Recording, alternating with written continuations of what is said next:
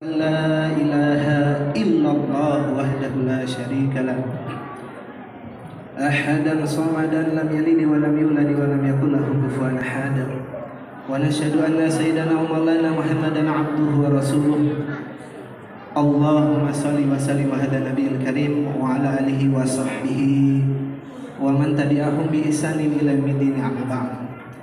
قال الله تعالى في كتابه الكريم أعوذ بالله من الشيطان الرجيم بسم الله الرحمن الرحيم يا أيها الذين آمنوا اتقوا الله وقولوا قولا سديدا يصلح لكم أعمالكم ويغفر لكم ذنوبكم ومن يطع الله ورسوله فقد فاز فوزا عظيما.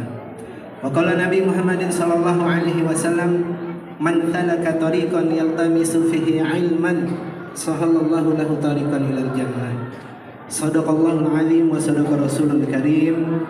Wa nahnu ala dzalika minasyahidin wa syakirin walhamdulillahi rabbil alamin.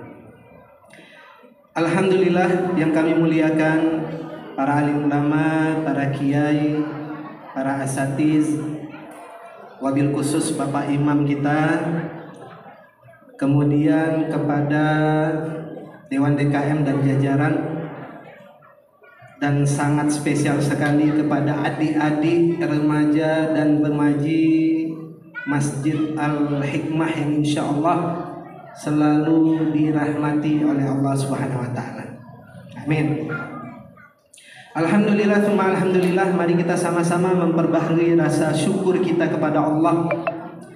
Allah Rabb yang Maha Rahman, yang Maha Rahim, senantiasa memberikan kita berjuta-juta kenikmatan.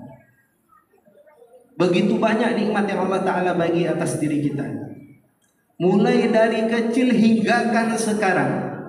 Allah berikan kita kesehatan yang dengannya kita kuat untuk ibadah kepada Allah, bisa melihat kebesaran Allah, bisa mendengar perkataan-perkataan yang baik, bisa melangkahkan kaki menuju rumah Allah, bisa saum di bulan suci Ramadan. Masya Allah. Allah berikan kita nikmat pekerjaan yang dengannya kita tidak mengemis, tidak meminta-minta. Allah berikan kita nikmat dzurriyyah, anak-anak yang soleh, yang taat, yang insya Allah akan menjadi investasi terbaik bagi kita nanti manakala kita didik mereka dalam ketaatan kepada Allah Subhanahu wa Ta'ala. Hadirin yang mulia, dan nikmat yang paling besar adalah Allah berikan kita nikmat agama. Bisa mengenal Allah Subhanahu wa Ta'ala, bisa mengenal kehidupan sunnah baginda Rasulullah Muhammad sallallahu alaihi wasallam. Kenapa nikmat agama begitu tinggi, begitu mulia, hadirin yang mulia? Karena dengan nikmat agama inilah satu manusia mampu selamat hidup di dunia yang sementara, terlebih nanti di akhirat yang selama-lamanya. Dengan nikmat ketaatan, dengan nikmat amal agama, dengan nikmat mencintai Allah dan Rasulnya, satu orang hamba mampu selamat daripada fitnah kubur, di sirat, di mizan, di mahsyar. Insya Allah akan berjumpa dengan Allah dengan keridhaan Allah Subhanahu wa Ta'ala. Bapak Ibu yang dirahmati Allah, salawat dan salam kepada baginda Rasulullah Muhammad sallallahu alaihi wasallam, Imamul Anbiya, Khatamul Anbiya, manusia terbaik, yakni baginda Rasulullah Muhammad sallallahu alaihi wasallam.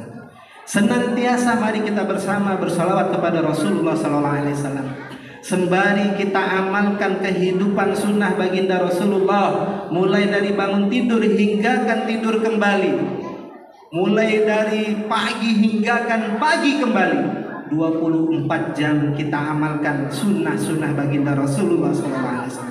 Mengapa hadirin yang mulia? Karena sunnah Rasulullah adalah cara hidup yang disukai oleh Allah Subhanahu wa Ta'ala. Allah katakan dalam Al-Quran, Bismillahirrahmanirrahim, Qul in kuntum tuhibbunallaha fattabi'uni yuhibbukumullah wa yaghfir lakum dzunubakum wallahu ghafurur rahim.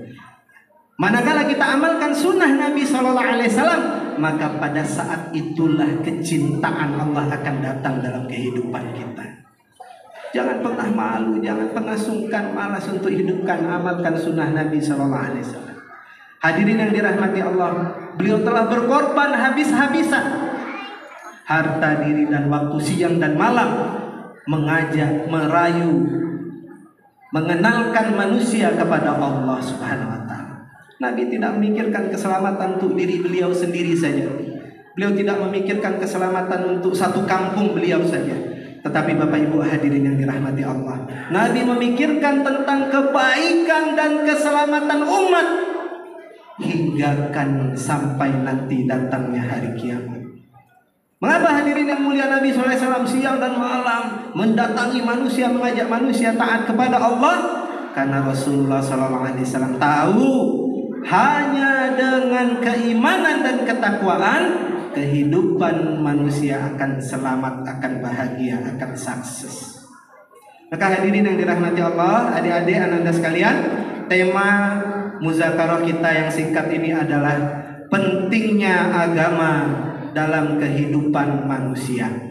Pentingnya agama dalam kehidupan kita manusia. Ikhwatal iman azani Allah wa iyyakum jami'an. Kita sepakat bahwa tidak ada satu manusia pun di muka bumi ini yang menginginkan kehidupannya binasa, celaka, susah, payah, menderita di dunia apalagi di akhirat. Sekalipun dia mungkin Allah takdirkan orang yang susah, orang yang sakit-sakitan, orang yang miskin secara ekonomi, manakala kita tanya kepadanya, Bapak ingin susah atau ingin bahagia? Kita yakin dan percaya pasti dia akan mengatakan, saya ingin hidup bahagia. Maka hadirin yang dimuliakan Allah, Allah Rabb yang menciptakan kita manusia, Allah Rabb yang menciptakan kita manusia pun menginginkan hal yang sama, agar bagaimana kehidupan manusia ini dapat selamat. Ya Pak, kita manusia asrafil makhlukat, makhluk yang paling terbaik dari 18.000 makhluk ciptaan Allah. Kita dulu hari ini merenung hadirin. Hari ini, di zaman kita hari ini, di bumi kita pada saat sekarang, manusia yang hidup kurang lebih ada 7 miliar manusia Pak. Ada 7 miliar manusia kurang lebih. Kita tak tahu hadirin berapa juta miliar manusia yang Allah Ta'ala telah ciptakan sebelum kita dan nanti setelah kita. Sejarah dalam Al-Quran telah mengatakan hudal linnasi wa bainati minal huda wal furqan. Allah ceritakan secara detail, secara gamblang bagaimana kehidupan manusia terdahulu. Banyak di antara mereka gagal dalam mengarungi kehidupan. Sebagian mereka ada yang sukses juga. Mereka gagal bukan karena asbab ketiadaan dunianya. Terkadang mereka memiliki kelebihan dunia yang begitu hebat. Kalau kita baca kisah bagaimana kaum Madian ahli dalam dagang, kaum Sabah ahli dalam pertanian, kaum Thamud ahli dalam membangun bangunan besar. Belum apa-apa teknologi kita hari ini hadirin. Bagaimana hebatnya kekuasaan Fir'aun, banyaknya harta daripada Qarun laknatullah alaihi. Tapi hadirin yang dimuliakan, mereka memiliki keduniaan tapi jauh daripada perintah Allah. Tinggalkan perintah Allah, maka kehidupan mereka hina dan binasa. Hina dan binasa Pak. Allah katakan dalam Al-Quran, Bismillahirrahmanirrahim, Man 'amila salihan min dzakarin aw untha wa huwa mu'min falanuhyiyanahu hayatan thayyibah. Man 'amila salihan min dzakarin aw untha wa huwa mu'min falanuhyiyanahu hayatan thayyibah. Siapa saja yang mampu amalkan agama sempurna dalam kehidupan, baik laki-laki maupun perempuan, dia beriman kepada Allah dan iman dia wujudkan dengan amal-amal soleh. Baik yang kaya maupun yang miskin, yang sehat, yang sakit, yang tua, yang muda, laki-laki, perempuan, tinggal di desa maupun di kota. Siapa saja yang amalkan agama hadirin, Allah janjikan hayatan thayyibah. Kehidupannya pasti akan baik hadirin. Maka hadirin yang dirahmati Allah, kenapa hari ini kita galau, kita sedih, kita susah? Boleh jadi agama belum wujud dalam kehidupan kita. Harta banyak, tabungan banyak, tanah, lahan luas, tapi kebahagiaan tak datang dalam kehidupan, boleh jadi kita tinggalkan Allah. Orang yang mencari kebahagiaan di luar agama, kata alim ulama, tak ubahnya ikan mencari kebahagiaan di luar daripada air. Ikan, Pak, kalau cari kebahagiaan di luar air, maka dia pasti akan binasa, dia akan susah.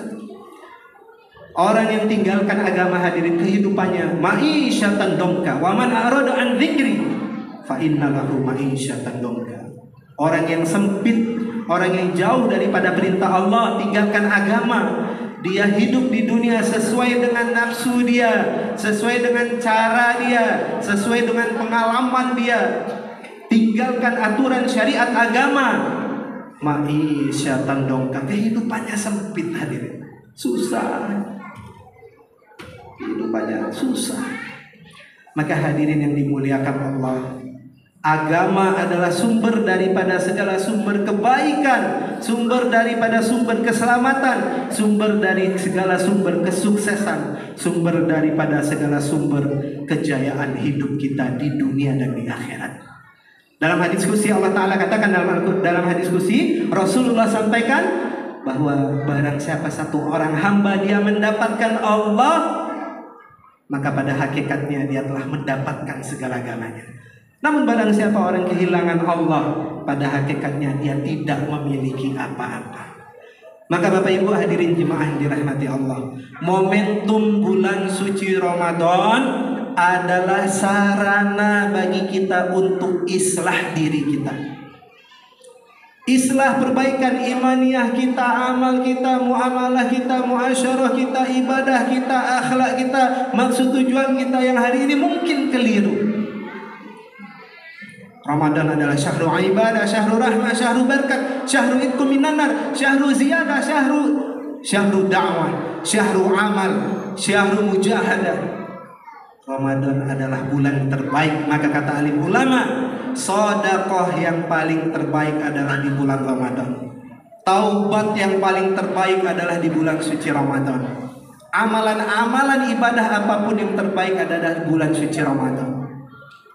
Maka kita manfaatkan bersama, hadirin yang mulia.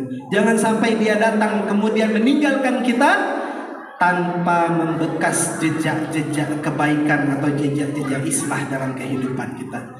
Semoga Allah berikan kita semangat, berikan kita passion untuk terus mengarungi daripada madrasah Ramadan ini, sehingga Allah berikan kita satu peluang menjadi hamba-hamba Allah yang bertakwa. Allah berikan kita peluang, tidak jaminan, kata alim ulama. Kalau kita sungguh-sungguh menyempurnakan ibadah puasa, menjaga perkara-perkara sekecil mungkin daripada hal yang mengurangi kualitas ibadah kita, maka insya Allah tarbiyah daripada bulan suci Ramadan yang mengajarkan kita banyak hal. Belajar sabar, menahan amarah, belajar ikhlas, belajar memberi, belajar peduli, belajar mahabbah, belajar ikram, belajar kasih sayang. Maka insya Allah Allah akan tuntun kita menjadi pribadi-pribadi orang yang bertakwa. Inna akramakum indallahi atqakum. Tawakal, qanaah, wara' dan yakin. Siapa orang yang bertakwa? Orang-orang yang amalkan agama sempurna dalam kehidupannya. Siapa orang yang bertakwa? Orang yang takut kepada Allah, orang yang selalu diawasi oleh Allah, orang yang habiskan masa, diri dan waktu dia untuk agamanya Allah Subhanahu wa taala.